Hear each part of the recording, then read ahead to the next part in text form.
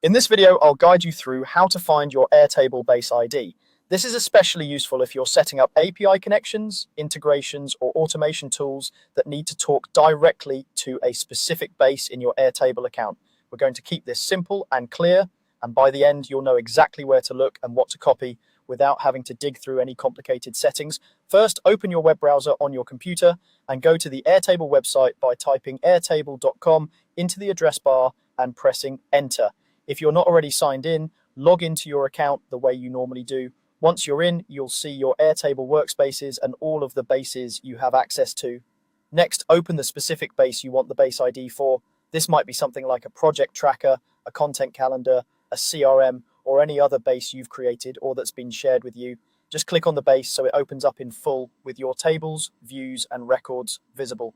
Now that your base is open, direct your attention to the URL in your browser's address bar at the top of the screen.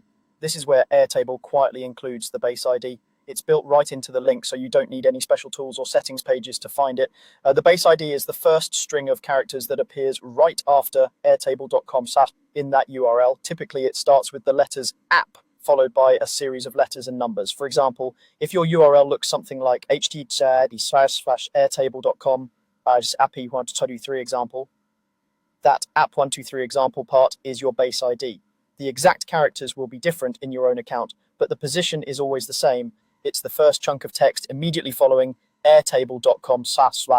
Take a moment to carefully highlight that entire string of characters, making sure you don't accidentally include any slashes before or after it.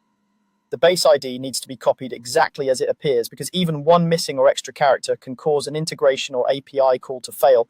Once you've highlighted it, copy this value using your usual method, such as right-clicking and choosing copy, or using your keyboard shortcut. This is the value you'll paste into any API configuration, integration settings, or automation tools that ask for your Airtable Base ID. For example, many no-code automation platforms, custom scripts, or third-party connectors will have a field labeled something like Base ID or Airtable Base ID, and this is exactly what they're referring to. It's a good idea to store this Base ID somewhere secure if you plan on using it regularly, especially in development or automation projects. While the base ID on its own isn't as sensitive as a password or API key, you should still avoid sharing it publicly or including it in screenshots or documentation that will be posted online. That's all there is to it. Open Airtable, go into the base you want, look at the URL, and copy the first string of characters right after airtable.com. Once you know where to look, finding your Airtable base ID only takes a few seconds.